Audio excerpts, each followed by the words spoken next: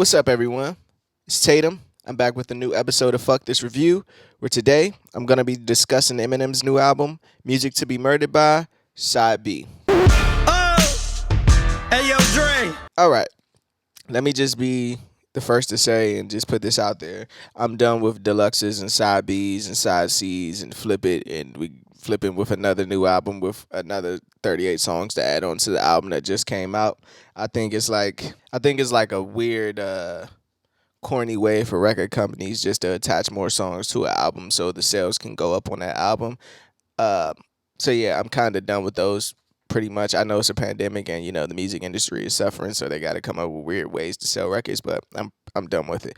But I say that to say I was looking forward to this album because I actually liked the first Music to Be Murdered By. I thought Eminem did a good job. He had the skits on there, remind me of vintage M. He had the storytelling on there with darkness and things of that nature. And he had the silly songs. He had the like white trash party kind of songs. He had the lyrical songs on there. I thought it was a good album.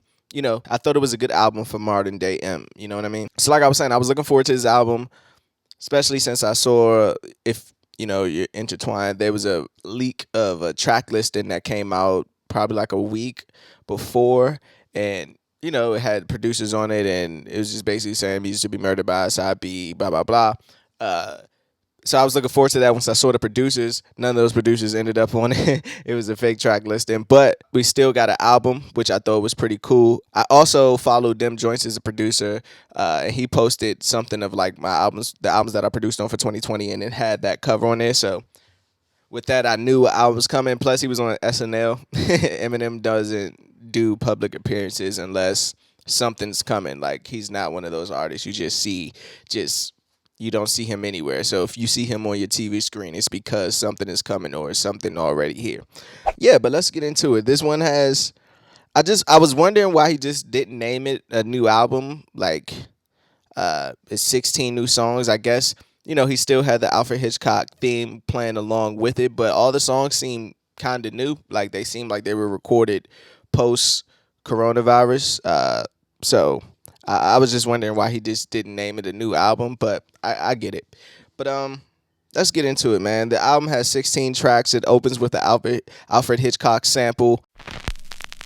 Thus far, this album has provided musical accompaniment to make your passing pleasant. I thought it was cool because it shows us the continuation of the first one. Kind of like, I think he did with this, what he kind of wanted to do with Relapse when he was supposed to drop a Relapse 2, but the reaction from Relapse 1 wasn't well received. I love that album, but I guess he just went in a whole new direction with Recovery, so I guess that's kind of what we're kind of getting on this. Before I get into it, I want to give a shout out to the young producers on this album. Yeah, Zombie on the track, if those don't know. DA got that dope. I thought that was pretty dope. Just for those young producers and newer producers he's working with to get those publishing checks. And to be truthfully honest with you, I thought that was, this is going to sell. So those publishing checks next year are going to be ridiculous. First official song is Black Magic featuring Skylar Grey. I'm done with Eminem and Skylar Grey records, bro. Like, it's been 10 years. I think they don't make really good music together. Like, to be truthfully honest with you, I mean, I love The Way You Lie, but Rihanna sings it. I think Skylar Grey is an amazing writer, but I'm just tired of hearing It's always predictable when you see Eminem featuring Skylar Grey. You kind of know what the song is gonna sound like, and I don't like that for artists. Like, I don't want to know what the song is gonna sound like based off the feature, but lo and behold, it sounds like a fucking Skylar Grey and Eminem song. The song itself, it's cool. It reminded me of 25 to Life on Recovery. Like, to me, it could be an ode to hip hop as well. Like a love story focused on hip hop, similar to the way Common's I Used to Love Her. I thought, it was cool. I thought being an intro, he would come with something a little bit harder, but I don't know. I guess he chose that. Cool record, but like I said, I'm done with the Skylar Grey and Eminem records. The second song is the Alfred theme, and at first I'm listening to the beat, I'm like, okay. Like, to be truthfully honest, I'm an Eminem fan, but I was never a big fan of his beats, like, ever, like, especially ones he produced. Like, I just don't think, I think he doesn't make, I don't think he makes great beats. I honestly thought it was a Dr. Dre beat, just because you can hear Dr. Dre's influence on Eminem's beat. It has those hard drums, the snare, and Dr. Dre probably mixed this album, so that's probably why it hits so hard. But uh, first listen, I was like, okay, I like this. It's.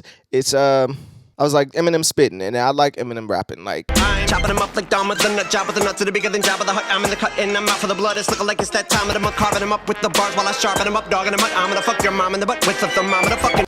I like Eminem rapping for one. I like Eminem rapping about something. He's not saying he was rapping about something on this song, but that's the Eminem I prefer. If you're gonna talk about, if there's gonna be something to talk about, like subject matter, or it's gonna be him just spitting. So first listen, I was like, cool. I like this song. That's even though I didn't like the beat, I was like, he's rapping. So a couple more listens, then I started noticing like some of the weird, corny punchlines like throughout this whole song. Some like this. Fire designer, cause I don't pander. But y'all picking the wrong tree. They call me Dog B, cause I'm Bar King. Bark, bark, bark. And I got a lot, yeah, like where cars park. I describe it as bowling. Why? Ball hard. Yeah, like the punchlines is just some of the. They just whack, bro. Like they just don't. Eminem's always he comes from the battle rap era, so obviously his songs and have always been riddled with punchlines and things of that nature. But it seems like they're more prevalent today. Like all his songs and verses are just one long punchline, and it's like no story or no way to weave them together or anything like that. It's just weird punchlines that I think they're below his caliber.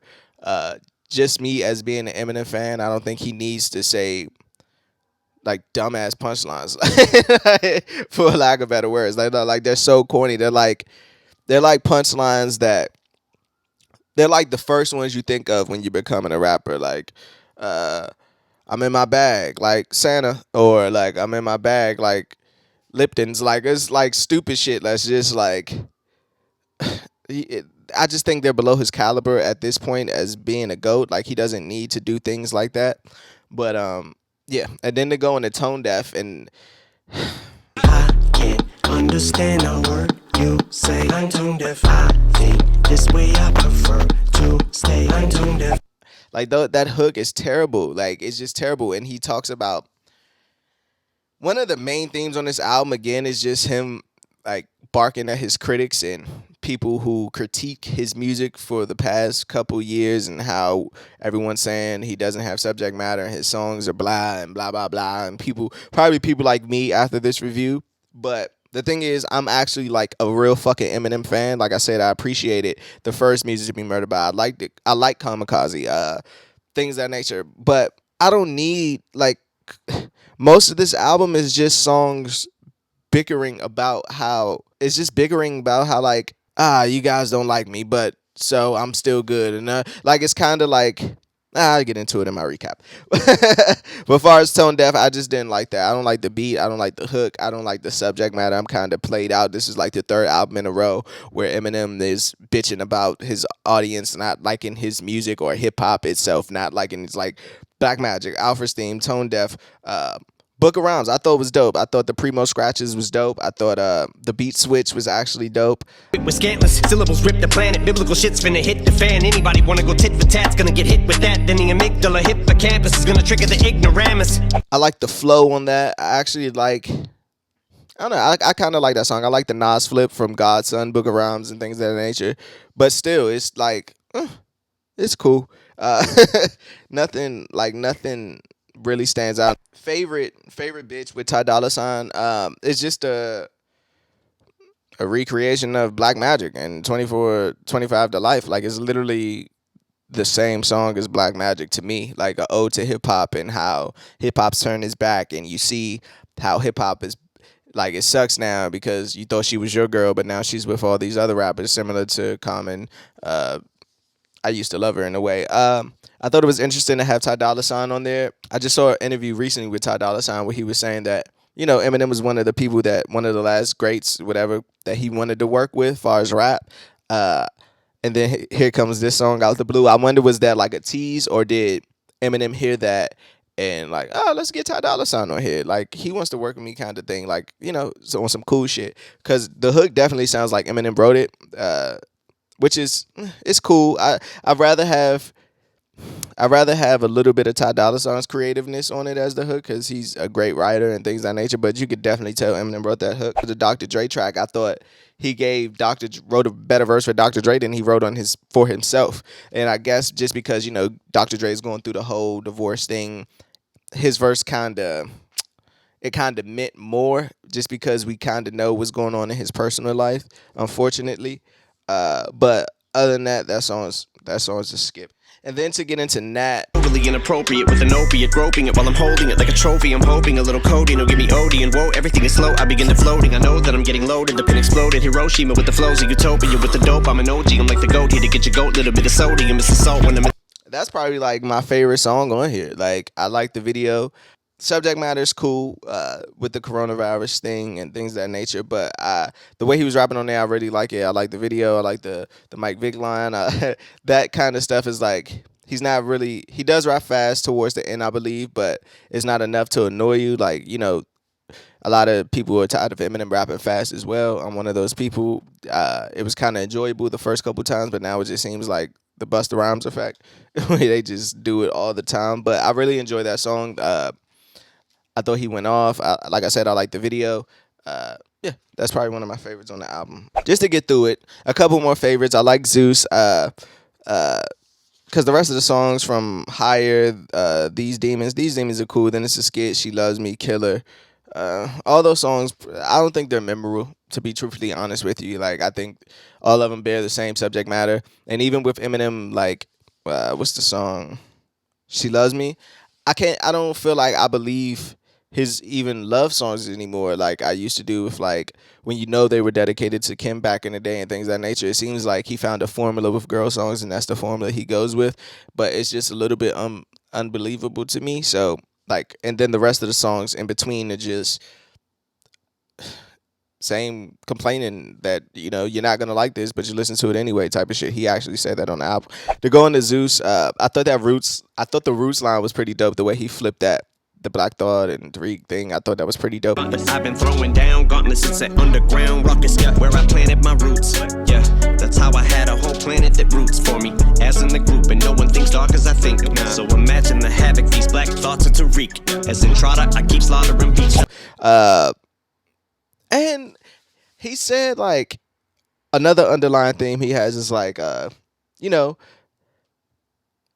people are offended by Eminem. Like he lives in a world full of like pussies in a way, and he gotta like that has to listen to censor rap. Who's offended by Eminem these days? Like I don't think that's a thing. Like I think that's a totally like Michael Jordan made up thing. Like you know what I mean? Like if you saw The Last Dance, how Michael Jordan would create these things in his head for competition to make him better.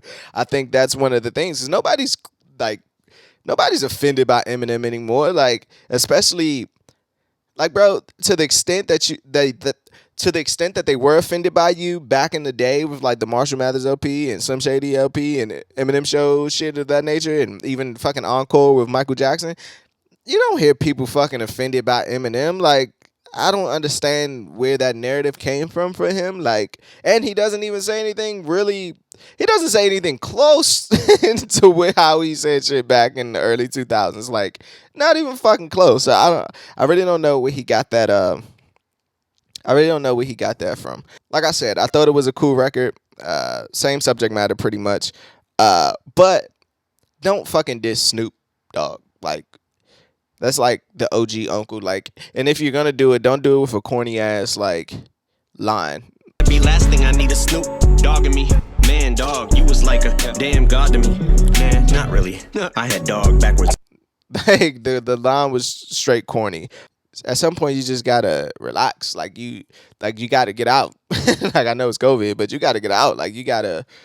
I don't know, man. It was just a weird thing to hear him diss Snoop Dogg. Like, especially now, it didn't make sense. Discombobulated, it closes with that. I thought that was probably one of my favorite songs as well. Is Return of that old Slim. It reminded me of Relapse. He had the accent going. I know a lot of people didn't like the accent, but on Relapse, but fucking Relapse is one of my favorite Eminem albums, and like I love the accent. I love the way he was rapping on there on the Dre beats. I love everything about Relapse, the story and everything involved with Relapse. So. when I heard Discombobulated, I was like, okay, this is the fucking Eminem I want to hear. This is the shit I'm talking about. Why couldn't you just do this and do this? uh, let me see. Da-da-da-da. Plus the Nas line, live at the barbecue.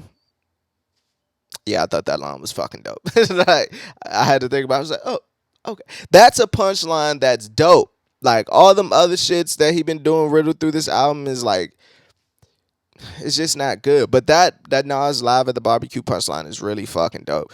And even the beat switch in the third verse of this one, it reminded me of the beat switch in the third verse of My Dad's Going Crazy. Like, my music can alter moods and talk to you. I thought they were kind of reaching for that kind of feel. I could be wrong, but that's something I enjoyed. Obviously, he didn't go off as much as he did on the third verses. My Dad's Going Crazy, but who can? Let's get into best songs. My favorites, I'm gonna go with Nat, Discombobulated, and Book of Rhymes. I thought those are the ones that were really, if there are any standouts, those are the standout songs in the album. Worst song, I'm gonna go with Higher. That shit sucks. And I got Apple Music and it always freezes. Like, I'll be listening to the whole album and it just freezes at that track and I gotta skim through it and come back. If that happened for any of you, let me know, because I don't know. Like, maybe that's God, like, please skip this track.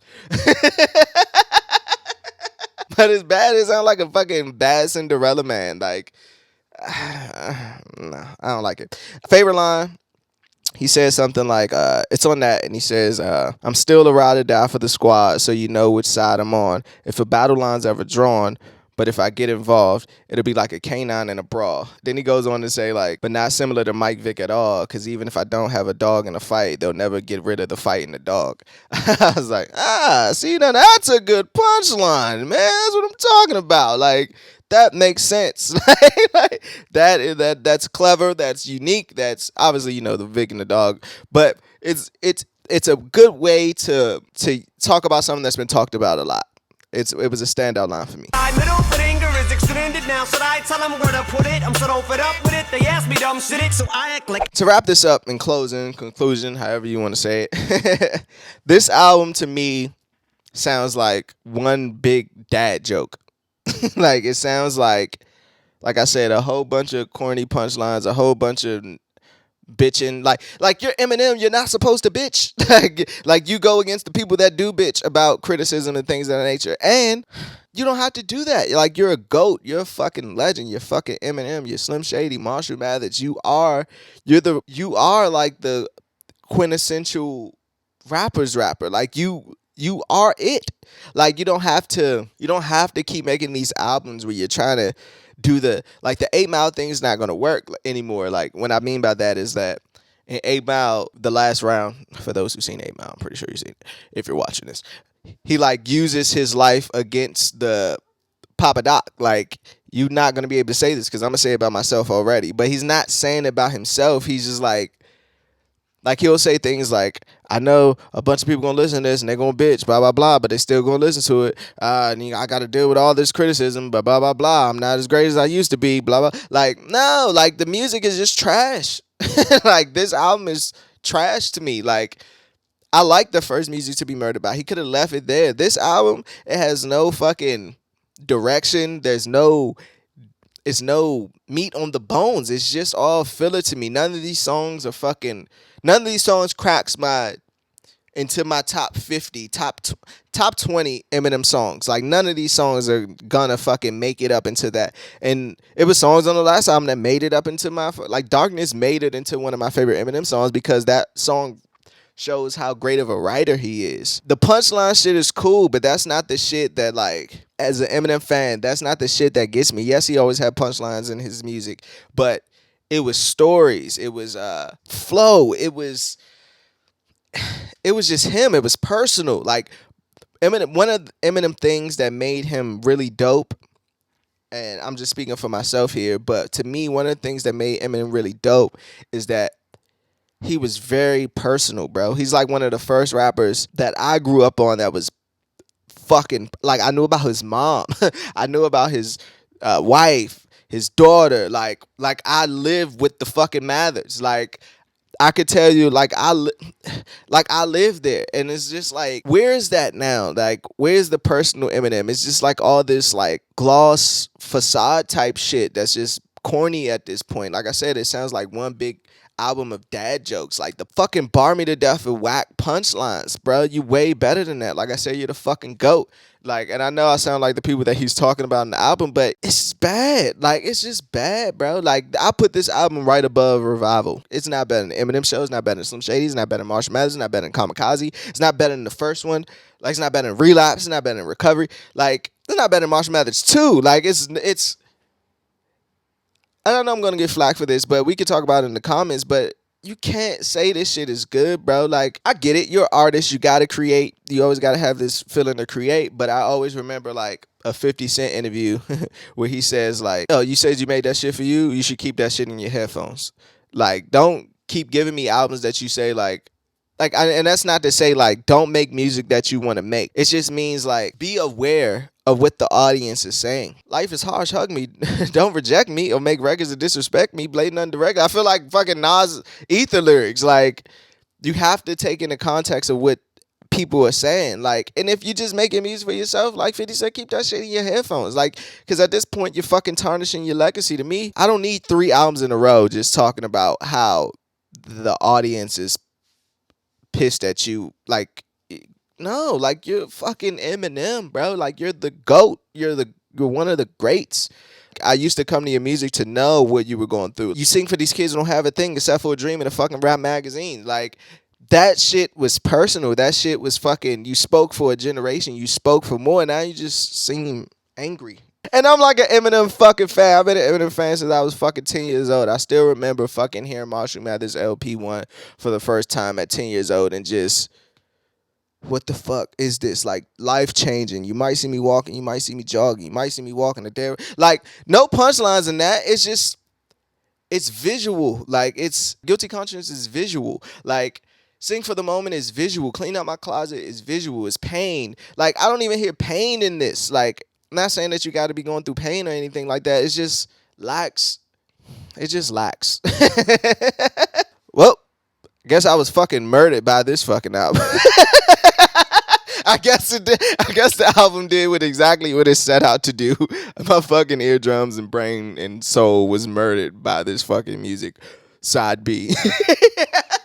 But as always, hit that like and subscribe button or dislike button.